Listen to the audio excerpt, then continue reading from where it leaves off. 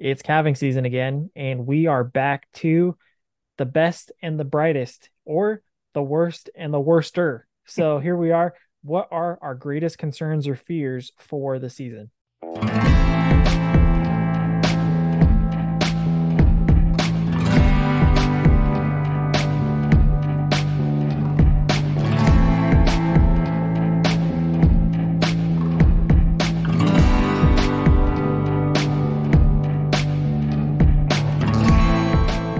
So what are they? Is it Breech OBGYN calves. type work? Yeah. Yeah, I was gonna say Yeah. it's breech probably. Yeah. Okay. I mean, they're backwards. That's one thing, but when they're breech, that's something completely different. And Yeah. for those who don't know, a backwards calf is just that both hind feet are presenting coming out. The calf is just backwards, Right. and it might be a little harder to get that calf to pull, or that cow to be able to expel that calf. So you might have to give them a little hand. But I've watched some backwards calves being born out in the open, and those cows struggle a little bit, but they have them just fine. So I really think that there's probably more backward calves than we realize. We're just Yeah. just lucky in they're getting it. But a breech is when those calves don't have their feet out and they're backwards. Now you've got a problem. You probably, if you can reposition that calf, get those legs back, is the best option.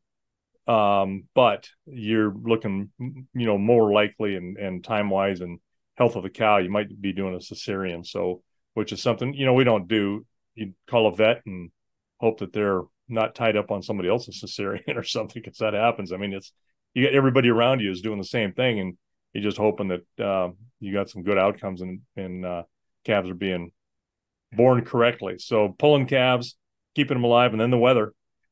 Uh, you can have a cow not take a calf or not want a calf, and you can help that along a little bit. But the weather's tough. You got to be right there and bring that animal in and get those calves warmed up. Um, you can still do something about that, but you can't control the weather. You can control whether or not that cow's going to take that calf a little bit better than you can that. So those are really the big ones, Yeah. honestly. I mean, that was a pretty quick answer, which I actually like because now we can discuss. The the real quick thing that I wanted to say was, you know, you said that more than likely backward calves happen a lot more than people realize, and I think I think so. I don't know that for sure because you're not there. How do you know? How do you prove it? right. I tend to agree though, because like, does a tree make sound when it falls in the woods when nobody's around? That's kind of the thought process to me, is just because you're not there to see it doesn't mean it doesn't happen. Right. So to me, I'm curious. I would like to know, and I don't know this answer, but I'd be curious to see how many breech calves occur in heifers that are, they're just about to turn two versus heifers that are like what we do, which is a year older. They're about to turn three. We've given them that rest, a little bit more hip development and overall body development. And then if there is a disparity, would people consider, a disparity in the positive direction of what I'm thinking of, more development, less breech calves, maybe backwards is fine, but less breech. I'd wonder if people would be more willing to give that year up like we do. I don't know, but it's just, Yeah. it's a potential thought that I was thinking of that was like, it's a possibility. I'd be interested to see what that difference is. Well, and that's one of those deals you pencil out, right? What's your risk Yeah. tolerance? You sit down and you say, okay, let's say we got 50 heifers that we need to calve, first time heifers. And how many of those do you think historically, when you've calved that many, how many, and it's not a lot. I mean, I'm just picking a number, right?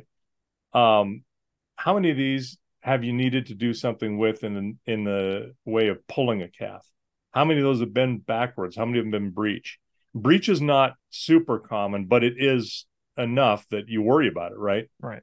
Because the consequences are big. So if you have a heifer, and sometimes these heifers I've had an easy pull where I didn't even need anything. I just grabbed on those feet and was able to just help her with a contraction and pull it. And it was an easy pull. It doesn't happen all the time, but there's also times when, man, it's hard. It's tough. It's a bad pull, especially on those younger heifers. Cause I almost, I almost equate those 2-year-old heifers as like an adolescent in a way. They're Yeah. sexually mature, but they're not developmentally mature.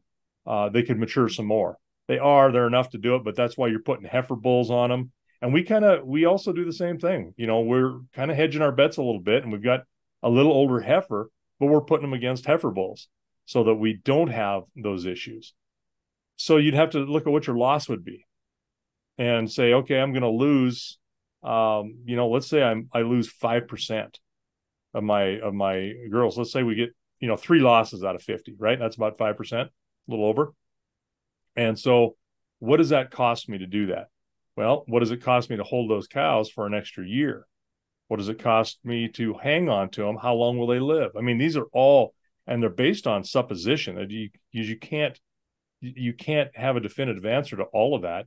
It's all guessing and what can I tolerate, and some years are going to be better and some years worse. I mean, we've liked it because I think we've gotten a lot bigger cattle, better cattle. I shouldn't say bigger, but those cows are a little bit much more mature that extra year.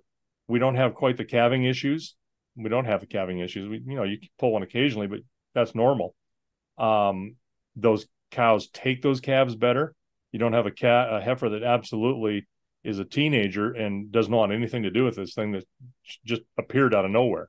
Yeah. They're kind of dumb. So you can do that and then risk what it's gonna or what is gonna reward you later, and then make a calculated risk. A lot of people don't want to hold their cattle that extra year and pay for them with no income out of them. And it's a sink, but I look at it as a long-term issue for how long can I keep that cow. We've had some pretty old cows that we've been able to keep, and I can't help but think that some of those weren't because we didn't push them early.